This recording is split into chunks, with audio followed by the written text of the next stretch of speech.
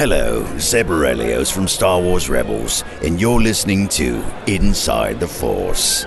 Carabas. Gotta go, Hera's here.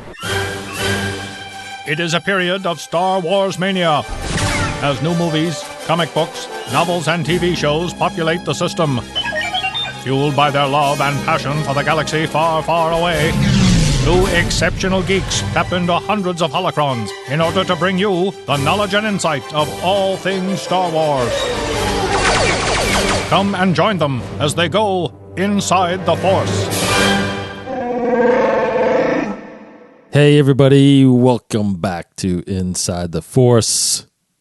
Dave Cottingham here with Casey Cooley. Hello everybody. Welcome back. This is episode 211. We were just talking about 212 is a very special number for us, which is next week. Yeah. So we might have something. We might try to line up something special. Be cool. Maybe a significant guest, maybe tied to 212 somehow or something. Keep you in suspense till next week. So everybody, thank you for joining us. We are, I feel like we're kind of coming at you with a very light week. It's pretty quiet. Yeah, with high expectations of something that was coming from Solo. I keep wanting to say Han Solo, but Solo. Hopefully this is the calm before the storm. I guess. We'll get bombarded with all kinds of Han Solo marketing soon. Yeah. This week kind of officially came back the return of the Star Wars show, which you think, I guess, they're starting their third season. Oh. I was kind of hoping something would come out of that. I mean, there's some news in there that we'll talk about, but yeah, no, nothing from the next movie. No, not even an image. I mean, I can get a trailer, but an image, something. Usually they, release a gallery of images or a teaser poster. I mean, the teaser poster was just a logo on it, I guess, right? But but usually a teaser poster has something. Yeah. They're talking with Cody, although it's been like a week since we really talked about it. But like, people are trying to discern when it's going to be announced first, all this stuff, because Entertainment Weekly will sometimes have like a scoop and preview of images or Vanity Fair. So there's really nothing going on. Although everybody associated, like his name is Anthony Bresnikan, I think is his last name, the guy who writes all the Star Wars Entertainment Weekly articles. Him, Ron Howard, pretty much several other sources are saying like soon. They're just saying soon it's going to happen soon. It's like, that's so vague. Like, just like when? Like, I feel like it should have happened by now because, I mean, there's so many big events coming. People thought, it's going to be in front of that, like some NFL thing or Good Morning America. Olympic thing, Good Morning America. It's all these other things that are happening in the next few weekends, but nothing. I mean, there's no serious talks about any of it. So who maybe knows? they are. I couldn't imagine they're waiting for the Super Bowl. Now, the one thing I did hear, I thought I'm trying to look it up, was that it might show, in theater wise in front of the new Maze Runner movie coming out. Oh, really? Which I don't even know if that was a Disney movie though. I don't think it is, but I can't remember where I read that. But and then that's right, it was someone tweeted. That's right. Oh gosh, I have to find this tweet. I actually texted it to Cody. This was the newest rumor. I'm surprised I even remember this. So Star Wars Junk is the Twitter account, but they're sourcing someone else that has proven right before in something. So they say, when was this? This was the 21st, which was 4 days ago.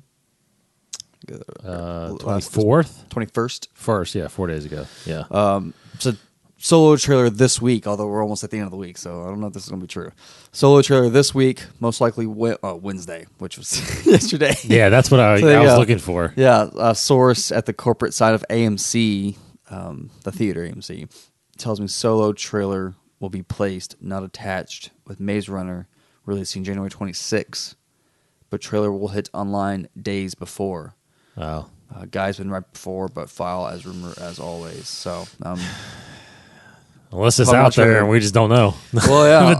No. Unless it's crazy and actually shows in theaters before or same day Usually, yeah. Sometimes it yeah, is. if it's going to be attached to Maze Runner tomorrow, because unless Maze Runner is opening tonight, I don't, That's true. I can check that, but it doesn't seem likely. So that's actually didn't seem like a true thing.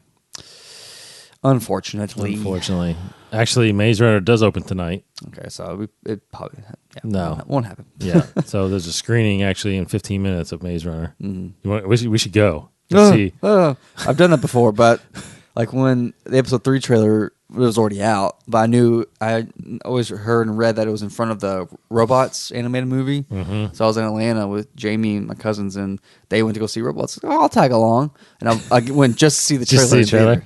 But I stayed for the rest of the movie at least. It was good. Oh, I've said it before on here, but I'll say it. I haven't said it in a while, but All right. the episode 1 trailer. Mm-hmm. I was in college, so 99. 99 it was released May 99, but this was like I think October, November of 98. Mm-hmm. And they released, because back then it was the hyperspace club. Yeah. It was like their fan Yeah. club. Mm-hmm. They released, as in StarWars.com released, just exclusive theaters that were holding the teaser for episode 1. So the first trailer we ever gotten of the new stuff. And if everybody remembers, it's the one where it's like every generation has a beginning, every journey has a beginning, every generation has a saga or something like that. And there's in between, there's like the Gungans coming out in the mist, and it was the music, Star Wars music, but it wasn't playing in Lexington when I was in college at Kentucky. It was playing up north, about 75 miles away, and it was attached to.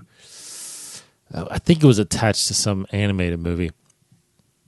But I'll never forget that I told a buddy of mine, I'm driving up there. I'm driving up there just to watch a 2-minute trailer. He's like, I'll go with you. So we drove up one afternoon and bought a ticket, walked in, sat down, watched all the previews, saw that, walked right out, drove on back. I'll never forget that. That was so incredible. Nice. And I couldn't believe, just when I saw it, I was like, and it wasn't one of the things either that, it wasn't something that was just online. You can go watch all the time, right? Back then, eventually, I think StarWars.com, you could go to their website and watch it. There's no YouTube. Right. You can go to their website and hit play, and then you could download it on a quick time. Apple Trailers. Yeah, that's right. Yeah. Apple Trailers, yeah. So because Revenge of the Sith was the first trailer that I remember doing that, watching it online over and over again, frame by frame even, and downloading it to Apple Trailers and really watching it. Yeah, eventually they their video on their website was very, very good, but with Phantom Menace, it was just it was, you saw it in the theater and that was really it. Yeah, and I remember the Apple Trailers you could download, because I remember downloading the file and then just watching it over and over and over. Right. Anyway, so I don't know how we got on the trailer for Han Solo. Yeah, it's just waiting. But news wise, we got a little bit, yeah. Kind of scattered news a little bit, but still movie related. The Oscar nominations just came out this past weekend, and Star Wars had 4 nominations. 4 nominations. It's usually the same type of categories, unfortunately. But it's just glad to be nominated, y'all. Just happy. So the 4 awards nominations are original score John Williams, visual effects by Ben Morris, Mike Mulholland, Chris Corbould, and Neil Scanlon, sound editing by Matthew Wood and Ren Kleiss, sound mixing by Stuart Wilson, Ren Kleiss, David Parker, and Michael Semanek. So good luck to those 4. Oh, the group of guys for those 4 awards. Yeah, because the score for Last Jedi was actually pretty good. Actually, there's a couple. I listened to it on Spotify. I actually should bring Cody because he listens to that. He listens to that soundtrack all the time. But there's a couple of tracks in there in particular that I'm quite fond of, and of course, great great effects for the most part. Some people don't like the Canto Bight Fathiers racing scene. It kind of was a CGI fest for that, but in a bad way, so sort of. But sound mixing, sound editing is always fantastic for Star Wars. I don't think there's ever been a bad Star Wars movie sound design for Star Wars, especially Force Awakens. I love it. So hopefully they'll win one, if not all of them. That'd be awesome. A lot of controversy with the Oscars this year. I feel like with the nominations. I agree, and I remember when Last Jedi was getting closer and closer to release, and because it's a December film, it's it's the end of the Oscar, the chance to make the Oscars or whatever. Yeah. And I remember hearing rumors that is this the year that since A New Hope, could Last Jedi be nominated for Best Picture? Or could Rian Johnson get a director nod? Or could Luke Skywalker get a supporting nod? You know what I mean? Yeah. Or not Luke, Mark Hamill. But unfortunately, none of that happened. And maybe it was because, it didn't turn out as good as everybody thought it was going to be. Yes. Now thinking of it, I honestly would put Adam Driver's performance up. I agree. Not just not just saying that because I'm a biased fanboy, whatever, but like in terms of objective performance in a movie, he was fantastic. Yeah, I agree. He was pretty great. But you look at the Oscar list, like I'm scanning over right now. I mean, director, you've got Nolan for Dunkirk, you got Jordan Peele for Get Out, which I've heard. I haven't even watched that movie yet, but I hear nothing but great things about it. Greta Gerwig for Lady Bird, Paul Thomas Anderson for Phantom Thread, and then Guillermo del Toro for Shape of Water, which apparently Shape of Water sounds like it's going to win all kinds of stuff. But it's hard to put Rian Johnson in that group. I mean, because everybody doesn't look at Star Wars films as a kind of a Oscar type, kind of, which begs the question about. I don't know. A lot of people, for a while, I mean, it's kind of the reason why they added, 9 or 10 Best Picture nominations, and the reason why they added a whole animation category. There was talks, I guess, for a while that whether or not they should have like the Golden Globes in a sense, categorized Best Pictures, and maybe an overall Best Picture, but it's like, sci-fi, comedy, because I think the Oscars you have to have. Why don't you make a Best Comedy Picture? Because a comedy is never going to be in Best Picture. I mean, you have your rare ones that are kind of dark comedies, or like The Martian, which was weird. Yes, it was up for comedy when it was like for a Golden Globe. Yeah, for Golden Globe. Well, have you seen The Martian? Oh yeah, okay, and it's pretty funny. It is funny, but like I actually just watched The Martian for the first time the other day. It was on the other day. Yeah, yes, it's funny, but like it straddles that line very carefully. But it's a very serious movie too. Dramatic, there's and dramatic performances. There's so many freaking stars in that movie. Big stars in it. Yeah. I mean, every scene, I was like, "What? Yeah. What? It's like they just unloaded their whole budget on the actors and everything." I mean, it was just. I mean, Damon, and then of course, just in his group was Michael Pena, Jennifer Chastain. Yeah, a lot of Marvel actors. Sebastian Stan, right? Yeah. And then the girl played Kate Mara. Then you have, and then back on Earth, you've got Jeff Daniels, Sean Bean, Kristen Wiig, Sean Bean. I forget the Glover, African American's name. You have old Chiwetel Ejiofor. Yes, thank you. And then you have Donald Glover. Donald Glover's in there? He's the little nerdy science guy at the end that. Oh, yes, that's right. The slingshot plan. That's right. Yes. Lando's in it. Oh, my gosh.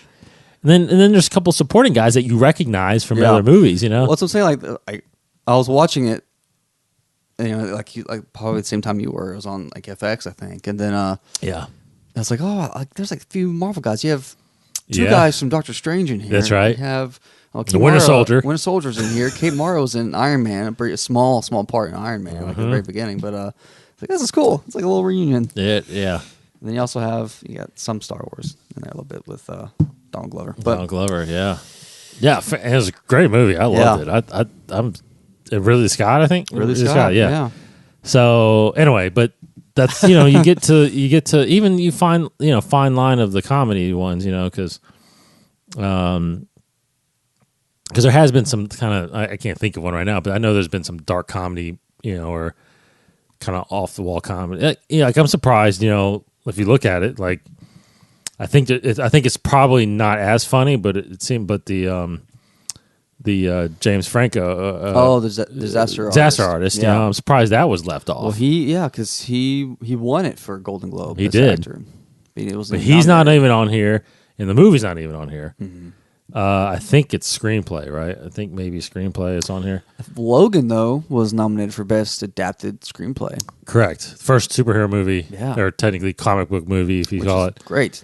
Yeah. So some hope. There's some hope. We're kind of getting a little off topic, but I mean, I just wanted to look at and I used to be, I'd say about 10 years ago, I used to watch every movie that was nominated. Yeah.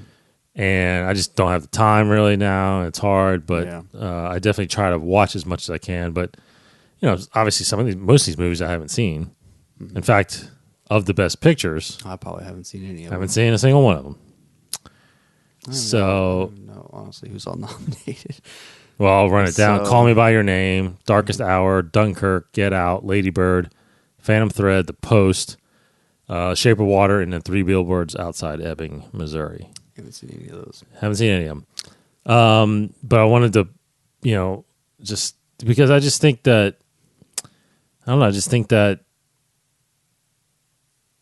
so original score, Last Jedi, animated, adapted, Logan, like you said, original, adapted screenplay as Disaster Artist is nominated. So, but it's just, but I'm surprised. I am surprised a little bit about either production design or cinematography, because usually they get those kind of nominations. Yeah, because the costume for sure. Yeah, there wasn't a lot of costuming, I feel like, in this besides Ganto Bite. Sure, yeah, that's true. It really wasn't. Mm-hmm. But not episode 3, because episode 3, the prequels in general, because you're on Coruscant so often. There's all kinds of costuming. Yeah. But you see Blade Runner here, which I haven't seen, 2049. I've seen that. I'm sure it's a beautiful film. It is. Yeah. So, is it more, is it as beautiful, is Last Jedi as beautiful or no? Or, because that's the only nominations look like they got. Production design, cinematography. I don't know. I just think, I think Last Jedi should have had a little bit more than the usual. I mean, it's like sound mixing, score. It's like that's kind of a given. I mean, I think I read this is John Williams' 51st nomination, Oscar nomination. I mean, he's become even more unbelievably more common than Meryl Streep at the Oscars. I mean, anyway, I just kind of think you gotta. I think you just. I don't know. I think the best picture is just a kind of a. There should be more options, and there should be. I mean, I get there should be an overall, but I definitely think there should be, because you have so many different genres that aren't getting recognized, like comedies, like sci-fi films. Even though I know sci-fi films could get in there, but it's just anyway. So good luck to those guys and girls, and I'll probably tune in, I guess. I'm sure I'll watch it, yeah. March 4th, I think, is the Oscars. Oh, was it that late? Yeah, it's in March. It's usually early March. Oh, wow. March 4th, I think, is what I read. So, okay. So, moving on. Movie news, sorry. Is that's pretty much it, though. So, yeah, the kind of the next big thing that kind of came out of the new Star Wars show this week, which they filmed it from the cruise line, the Disney cruise ship. They have like a Star Wars at sea kind of thing, Star Wars Day out there. It's pretty neat. But the one kind of main thing they talked about was the upcoming release of the novelization for Star Wars: The Last Jedi. Now, I haven't bought the audiobooks either. I've got The Last Jedi's novelization on the shelf, and of course, Rogue One. I'm sorry, what did I say? You said Last Jedi. Oh, I said Force Awakens. Yeah. And Rogue One. And I've been wanting, I was kind of waiting for when I was just waiting for the next novel to possibly do those movies. Yeah. I definitely want to do The Force Awakens. Yeah. But there wasn't really that much talk with those two films about how much different they are. Not like what apparently we're hearing with this one. It's insane. I'm definitely going to buy it and read it. This one. Yeah. But apparently there are, I mean, according to the Star Wars show, Rian Johnson met with Jason Fry, who is the author, and and intentionally added scenes, not just deleted scenes, but added scenes. So there's scenes in there that weren't ever shot, and like we always say, I mean, it's in the book, it's a novel, it's a canon. I feel like based on this information, it kind of clarifies to me that whole whatever qualification of is it canon if it's not in the movie, because we've always been told, you were told personally that if it doesn't conflict with the movie, then it's canon. But still, like, I don't know if that means, well, what about the new scenes that aren't even in the movie? Like, doesn't technically conflict because it doesn't happen in the movie, but does that mean it is canon and as it's written? To me, it seems like, yeah. So if Rian Johnson is going out of his way to put these deleted scenes and these new scenes in the book, then they are just as canon as anything else. Yeah, that we didn't see. At first, it was. Remember, I think when it was announced by the story group that everything was going to be in the same universe. Yeah, I remember. I think there was a thread about the old novels, theatrical novels. So 1, 2, 3, or the old 4, 5, 6. I remember them talking about how the only what's canon in those books is what's translated onto screen. You remember? So it's like if it happens on the movie, in the novel, then that's what's canon. Everything else is not really canon. But like you said, I talked to Leland Chi at Celebration, and he was basically like saying that no, that what they are they're canon. They're just different interpretations. Yeah. So like how those books came out, those junior novels came out. The kind of rewritten ones. The rewritten ones. It's like a fresh take, I guess you can say. And a younger take. Yeah. So it's like those are canon, even though there's probably different dialogue in them. There's different dialogue, and there are some you've different read scenes. some of them, right? I did audiobook. I got about halfway through the episode 4 one. And yeah, there's added stuff. There's a whole sequence of Leia escaping her cell on the Death Star. That's right. Trying to escape and getting captured again and put back into her cell. That's right. That was cool. It was crazy. Yeah. So yeah, technically that's canon. I mean, unless it conflicts, which it doesn't, because there's no other material about it.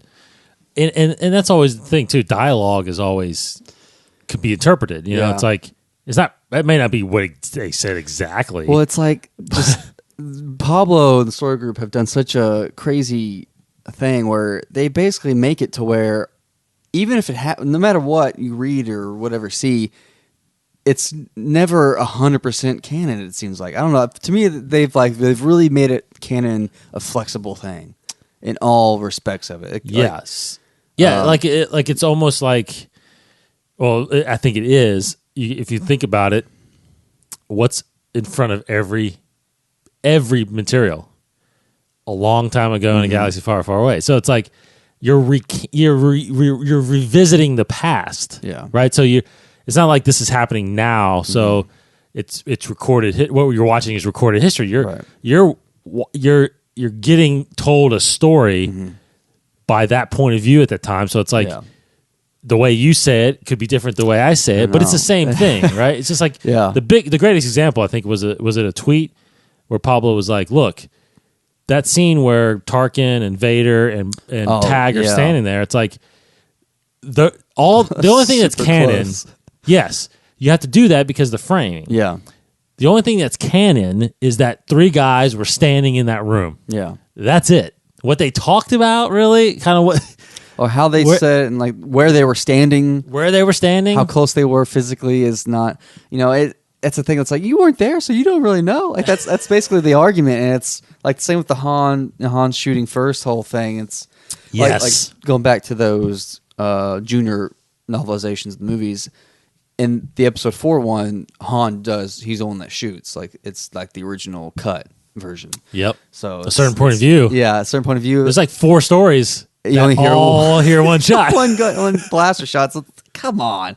So it's almost to me like Story Group's way of justifying the fact where that could have happened in reality. It's like we saw in the film of Han and Greedo's shootout. It's like that it could have happened that way. That's right. But it may not have. So it's like that whole thing. But all that did happen was Greedo died. Yeah. 2 guys were in the cantina booth and one walked away. Exactly. I mean, I get it, and it's he could have shot himself. Works. Yeah, I mean, it works for what for not pigeonholing them into basically conforming to one, I guess, canonicity. But for me, it eliminates the error too. Exactly. In continuity, the continuity errors. For me, it's just like I feel like I just peace of mind. I need to have something that is like dogma. This is hard rule. Like, which to me should be the movies, and everything else it's like creative interpretation. But I get what they're trying to do. But also another point now, it's like the Millennium Falcon and the new Solo movie. It's like it looks like how it originally looks in Episode 3, that little cameo of the Falcon Episode 3, where it looks normal. Then the Solo story looks totally different. Then it looks normal again in Episode 4. Like it changes its physical form. Appearance, yeah. So that's a continuity error. So is that going to be like, oh, it could have looked like that in Episode 3, or it could not have looked like that in Episode 3? You weren't there. You don't know. Yeah. See, that's so bad. That to me, it's like, okay, well, based on that new judgment, like that fits, or they're just going to go back and say, oh, that wasn't the Falcon in Episode 3. Maybe they'll say something like that, or maybe there are 2 different Millennium Falcons in Solo. Maybe what we're seeing is not the Millennium Falcon. Maybe it's another YT. Yeah, similar Corellian ship. So I don't know. That is to be seen, but it would fit in this new ruling. That's true. Oh man, what was I gonna say? I just lost it. I don't know the date when the book is coming out. It's soon, isn't it? It's in March. Yeah, I think March. Like a little over a month from now. Yeah, I think early March. Man, I'm so excited for that one. Yeah, because that's coming up before Thrawn, so that's technically the new book, the first book of the year, the next novel of the year. Yeah, and I think Thrawn's the only other novel that's really been announced this year. Mm-hmm. Adult novel in a way. Right. Yeah, the canon thing. Yeah, I mean, it's just I know what I was going to say. That there was a thread Pablo did. I don't know if you saw that about the Falcon. He said that I think he was basically saying that the ladder in the Falcon going down to the turret, like it's physically not that long. Okay, like it wouldn't fit. That's true. And he's like. But you have to just kind of suspend some of that stuff. Yeah. But someone was pointing out in the thread too that like, well, in that book, I can't remember what it's called, but where it shows all the schematics. Yeah. Right. The guy was like, well, it looks like that in the schematic. I mean, so it's like, I don't know what he's technically referring to, that the ladders because people started questioning too, like, well, what about this? The Falcon they're building at Disney World, is it going to not be that? It look like that or something? Actually, I'm curious about that now, because I've had questions about the layout of the Falcon too. That same area where in Episode 4, when Han and Luke are in their turrets and they're shooting the things, and you see a shot of like Han turning around and like he's talking to Luke, like great shot, kid. Or I feel like what's the layout? They look far away. They look far away, but that I wasn't focused on that as much as. When you see them go into their posts, you see Han going up, you see Luke going down. But then when you get the over the shoulder shot, it seems like they can turn around and see each other. You know what I mean? Yes, because the chairs are actually pointing up and down. Yeah. Okay. Yeah. So when they turn around, it's like it's like directly behind down. it. He's facing up. Yes. Yeah. So that's the weird thing. You got to need to wrap your head around that. And yes. But the whole schematics, it's just funny because again, suspending disbelief because Pablo's gotten into threads about recently the TIE bombers. Someone's saying like how basically how's our gravity in space? Like Last Jedi when the bombers in the very beginning of the movie drop all those bombs. Like how are they going straight down? But also, and then it's like Pablo just basically makes fun of them all. It's hilarious and saying like because someone else makes the connection. Well, in Empire, hey, yeah, how do when the TIE bombers are bombing the asteroid that the Falcon's hiding on? How do those plasma balls, proton torpedoes, whatever, just fall straight down? As if there's gravity pulling them down, like a bomber. Which one? In Empire, when the TIE bombers are going over the asteroid. Oh, yes. Like they drop a bomb, so it drops like a plasma bomb onto the asteroid. It's like, well, there's no gravity in space, so how is that going? How is it just falling down? When like Pablo makes fun of it, but then tries to, justify it, and it's just it's come on, people. It's not it's fantasy. It's not trying to be sci-fi. It's not trying to be Star Trek. It's fantasy. So correct. Suspend your disbelief, please. Yeah, for space in Star Wars, there's no physics. There's no explanation. Yeah. I mean, yes, there's no sound. You wouldn't hear anything for one. Yeah, yes. If you shoot something in space, does it actually go in the direction that you want it to? I don't know. Have we ever shot a missile? We have. It travels in a. But I don't think it. I think it has to stay on the trajectory because I don't think there's anything that can cause it to. It have to have a force. It's like for every action has an equal and opposite reaction. So you throw something, you go the opposite direction. Actually, I've wondered that if that's true. But I guess it is because the guy, the Red Bull guy, I guess that jumped out of our atmosphere and kind of came in and he landed at that certain spot. Because I was thinking when you like Superman, when he's that scene where I don't know if you remember, it was Superman Returns with Brandon Routh. Yeah, remember when he flies up or pushes up the planet in space and then falls back down? How did he fall back in Metropolis? Back in the same spot. Back in the same spot. Yeah. But is that actually? It seems to be that's actually physics. Where when you go up, I figured when you go up, it's like the Earth's kind of moving. You're detached, and all of a sudden you can come because if you think about it, I think that like that, and then I'm just thinking of Star Wars, when.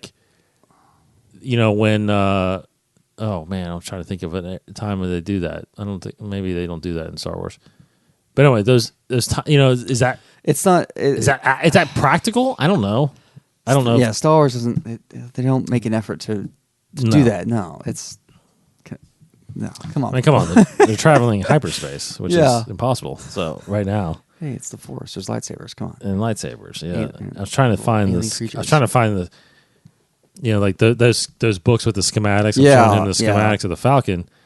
They don't. I don't know if they actually show the length of the ladder. I mean, it's there, but that's a good point about Star Wars lands, and they build the Falcon. They're building the Falcon. You can get on the Falcon and walk around it. See all the. So they're building the Yeah. So is the ladder going to be shorter? Probably, but think about it too. Is as well as I do when you're filming something, like something on camera, it always looks further than it actually is. It depends on the lens. It Correct. could look short, it could look long. And yes. Filmmakers use that. So I gotta go back to New Hope and actually see how many rings, how many steps he takes down there. Yeah.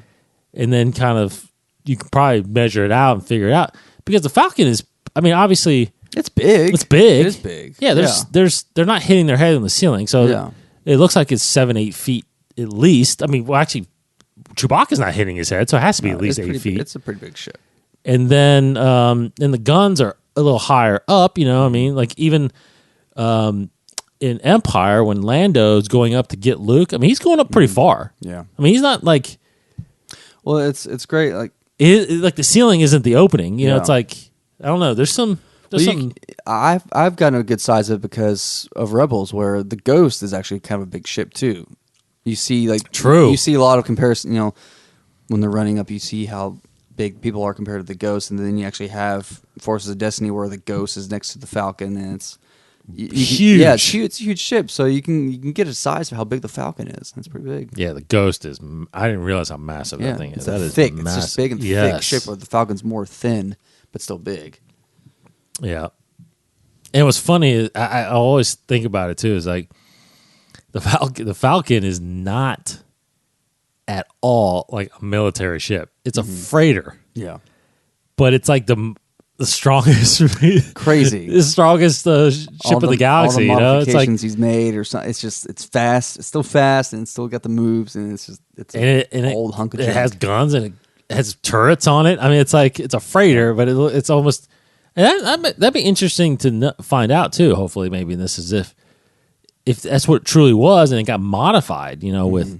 With turrets and with guns or whatever, lasers on it, whatever, missiles, and I don't know. It's just I feel like it's I feel like it became, like, by the time it hit Return of the Jedi, like, it just became this powerful ship. Well, I do want to know the backstory, because I feel like it's always been referred to as an antique, like an old hunk of junk. Like, when was it not? Like, how old is that model of a ship? And, well, it was around in Episode 3. Yeah. So it's pretty so by old. that point, I mean, well, I think by Force Awakens, it's definitely old. You're It's almost thinking a that's like 100-year-old ship. Yeah, exactly. So, I don't know about New Hope but it's. Well, I'm actually going through the audiobook of Tarkin right now. Actually, I haven't told you this nice. yet, but they come across a YT-1000, and they're describing it as an antique ship. It's like, even at that point, it's antique. But that's a 1,000. That's they're YT whatever 1300. Yes, 1300. Yeah. I think they come across the same fact. I don't know. I have to go back and listen to it again. But no, it's How far are you in? I've got a few hours left in the book. Yeah, that's good. Over halfway. It's pretty good. Yeah, I like it a lot. I love it. James Try to get back into the audiobooks. I've taken a long break. Yeah, because of life. I'm. I think I said it last week. I'm struggling to get through Canto Bight. I just. I don't really want to. I haven't stopped listening to an audiobook once I started it, a Star Wars book. Because there has been a couple that I've been, A New Dawn, it actually took me a little while longer to get through. Well, I just tune out sometimes. Well, if it's boring, I'm like, I know. Or if it's not very interesting, Heir to the Jedi, I was kind of in and out. Twilight Company, there was some good moments, but bad, Yeah. But there's other ones. Most of the other ones, I mean, I've been Aftermath. I was glued to. I mean, Aftermath and Inferno Squad. I was really into. Leia. I was really into. Bloodline for sure. Yeah. Dark Disciple. Oh, yeah. Have you done that yet? Oh yeah. Yeah. That was Dark great. Disciple. Man, so good. So all right. Anyway, that's. I don't know how. Oh, the novel. That's what we got. So the novel. Did we find a release date? I think it's March. I want to say it's. I think you're right. I want to say it's March 6th, but I'm not 100% sure about that. Okay, so we mentioned. Well, before we get into that, I wanted to kind of answer, kind of a Twitter response that we got, which March 6th. Yeah, you're right. March 6th, yeah, from our good friend Nathan up here on Twitter, who mentioned, kind of throughout. He said he'd like to hear our thoughts on the new Forces of Destiny / Adventures titles, those comics, more compelling than the shorts.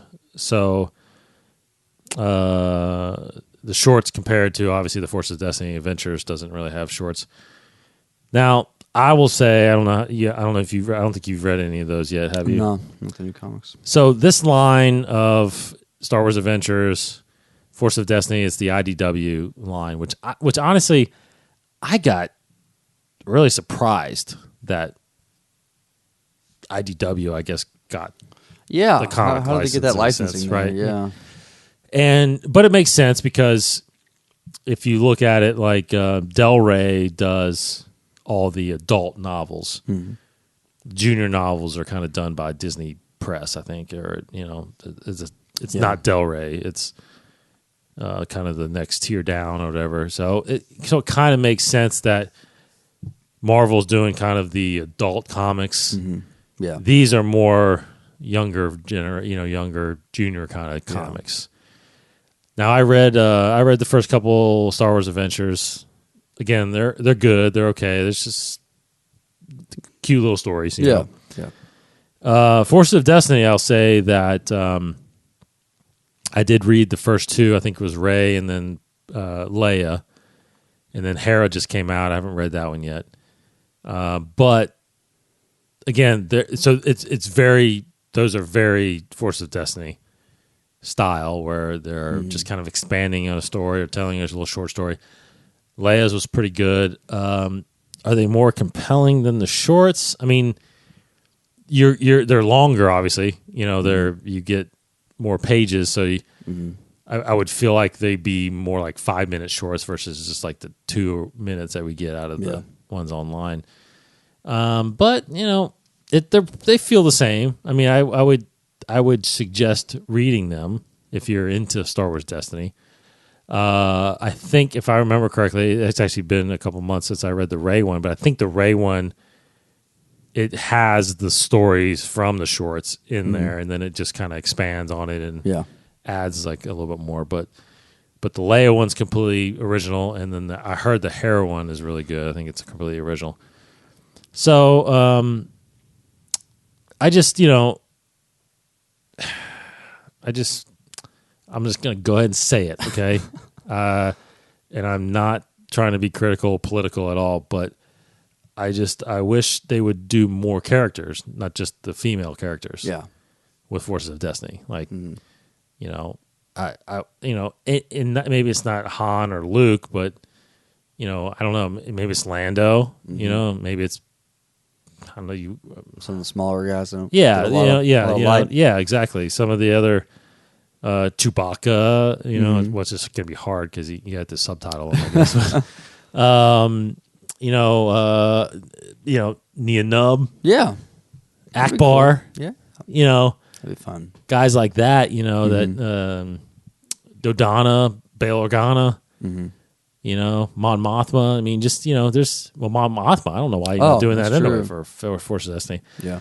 Anyway, so I hope they do more of those and do other characters because I think they're, there's just good stories you can get around with it. But anyway, so I hope I answered that. I mean, I'll continue to try to read them, but I'm more focused on the novels and catching up on the other comics right now because I got to get. Russ keeps telling me how good Poe is there, and so I got to get back to reading that one. It's been a while since I read that one, but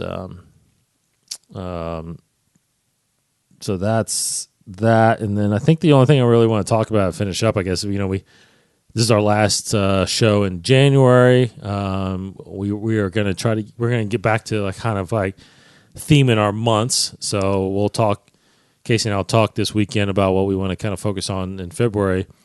But since this month was kind of finishing up The Last Jedi, I think we're just going to hit on, kind of our final thoughts of the film.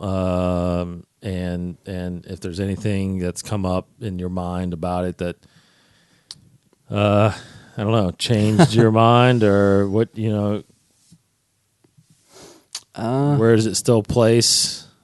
I'll have to see it again to figure out if it's changed in ranking, but I've kind of just thought about my whole ranking in general anyways, about where everything lies. Because I've seen even Pablo Hidalgo's list is very strange. He put out his list. He did? Yeah, I think he's deleted it since. Oh, his order of movies? Yeah. Wow. I didn't catch that one. So here, I can pull it up really fast. He says, he tweeted this January 2nd this year. He said, because you asked, and so I'm just going to list off the numbers. 4, 5, Rogue One. Wow. 8, 3, 6, 1, 7, 2. Wow. And in parentheses, this matters not at all. So who knows if that's even real? But I'm sure it is. Force Awakens, that low. Second to last. Clone Wars, Attack of the Clones is last. So his favorite is A New Hope. Which makes sense. 5, and then Rogue One. Then 8. 8 is his fourth place. And 3, 6, 1, 7. That's 2. That's actually pretty good. Force Awakens that's a little weird, but I get 4, 5, and Rogue One, to be honest. Someone asked, I didn't get the whole thread, but in my screenshot I took, someone asked, just out of curiosity, what's your main issue with 2? It says, out of all of them, the seams of production shortcomings are most visible to me.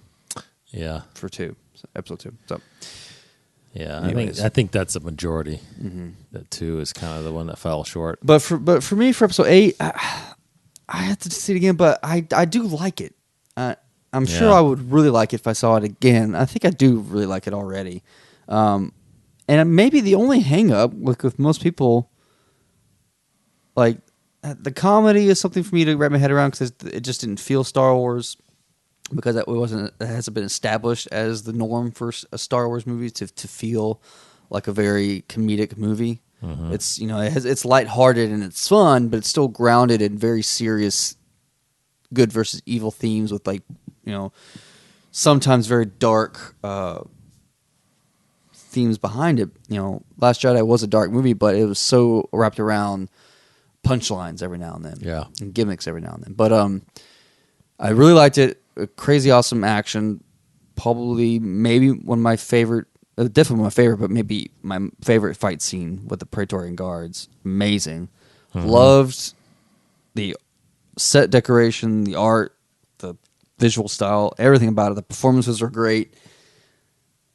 I will always wish Luke was there at the end, no matter how many times I see it. But I totally get it. I'm fine with it. Fine with how it is, because it's his story. It's his path. Like, he has come to his end, and it's there. That's what happens. He became one with the Force.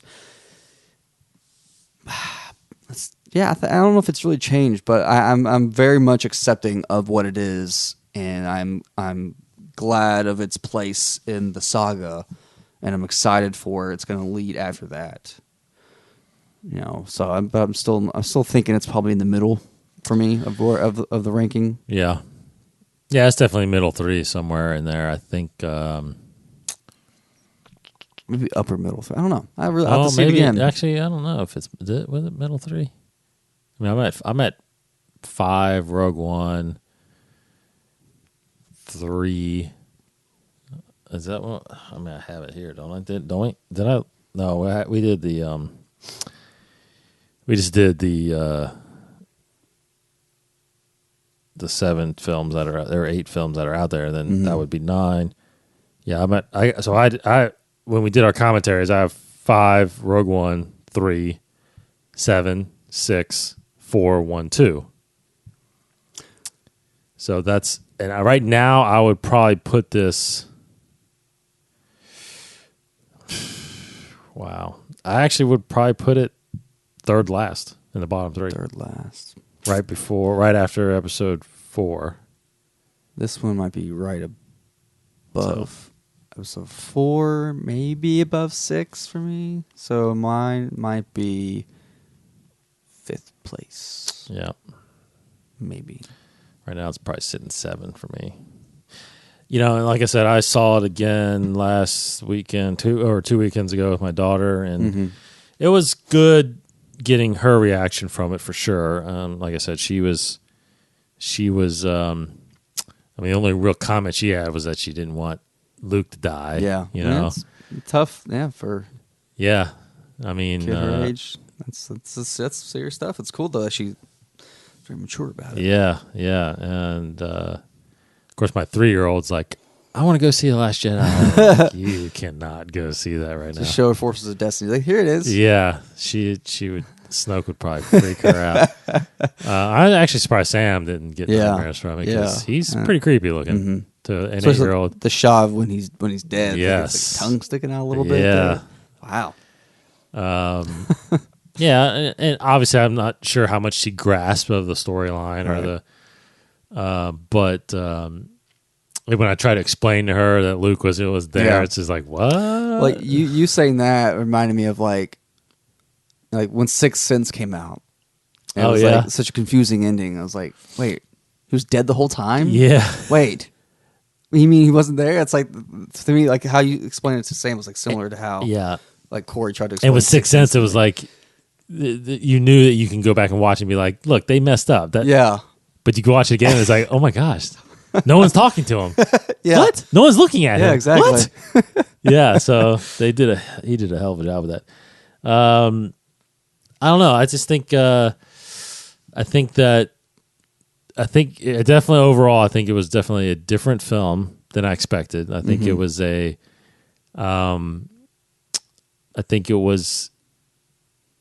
I just hopefully, I hope that once we see 9, that it'll make, I think it could make it better because it'll kind of explain some of the things that were set up. Because again, I feel like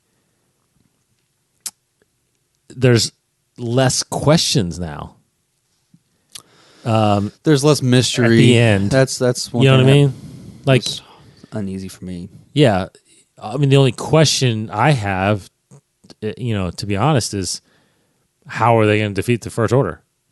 Because if Rey's parents, if that's true, then that's resolved. Yeah, Kylo is pretty much fully evil.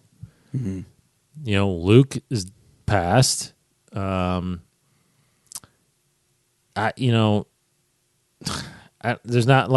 no in Empire, you knew they had to figure out how to get Han. So that left it open, and obviously there's a big question about was Vader really his father.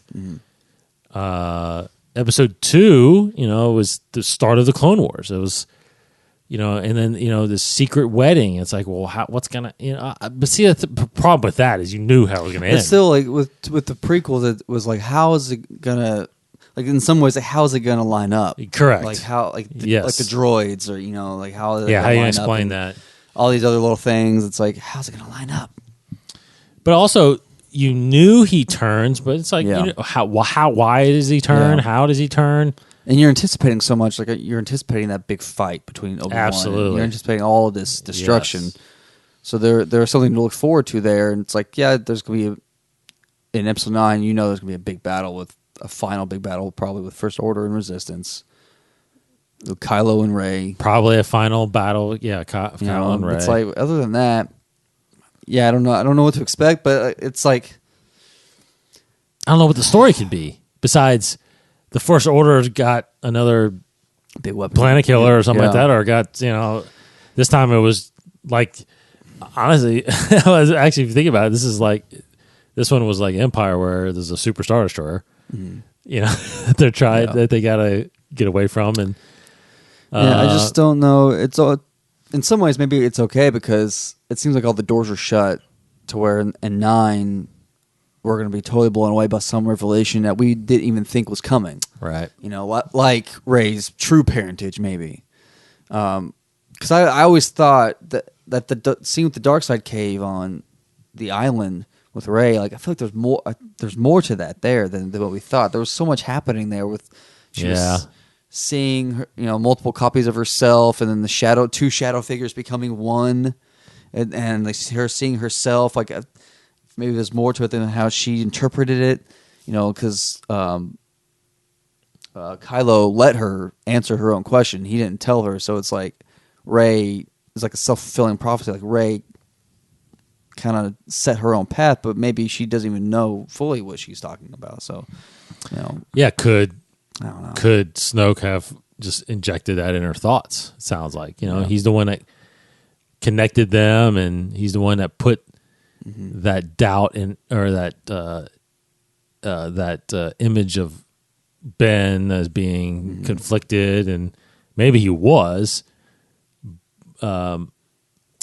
but he wasn't at the point where he turned her over to Snoke. Anyway, so I don't know. It's it's a little confusing to to where this, because I feel like Ryan just wrote for that and not for not thinking of what to give JJ necessarily, It's. I mean, I can see maybe the main thing for 9 is, they still have like this. What 6, 7 people, half dozen people have hope that's on the Falcon. That's all that's left. So it's going to be about rebuilding it and finding new allies. Yep. So it's going to be taking them probably across the galaxy, finding new people. Great way for Lando to come in, and that kind of stuff, and building a new army to fight off. But that's all the First Order. But that's all pre-movie, right?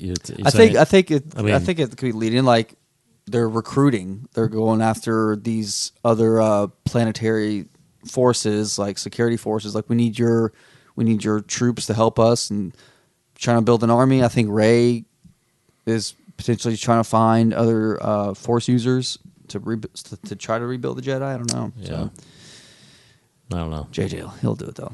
I'm not worried about it. I'm not either. And again, I just want I want a good JJ movie like Force Awakens. That's I love the way that feels from him. Mm-hmm. But like with Solo, I think we talked about it. Like I really want just a feel good kind of fun movie. Mm-hmm. You know what I mean? Like kind of like a Super 8 or just a good feel good adventure, just with some good moments, and don't have to go over the top for me on that one. Mm-hmm. I don't need that one to be like just epic. Yeah. I don't know. And we have no idea what to expect from it. So, but Ron Howard does some good feel good stuff. So, okay, I think that'll do it for this week. I was hoping there would be some breaking news come in, but there's nothing. Come on, people. Nothing. No idea when Solo trailer is going to hit. So, we will be back next week to talk about it if there is. Hopefully there is, but it doesn't look like it. So, you guys have a good weekend. We are Inside the Force, InsideTheForce.com. Follow us on Facebook, Instagram, Twitter at Inside the Force. Of course, subscribe to the podcast on iTunes, Stitcher Radio, TuneIn Radio, Google Play, or go to the website. All of our episodes are on there. And speaking of our website, in our social media, we've got kind of a new logo out there now. Yes. We had a couple of people comment about that. We appreciate that.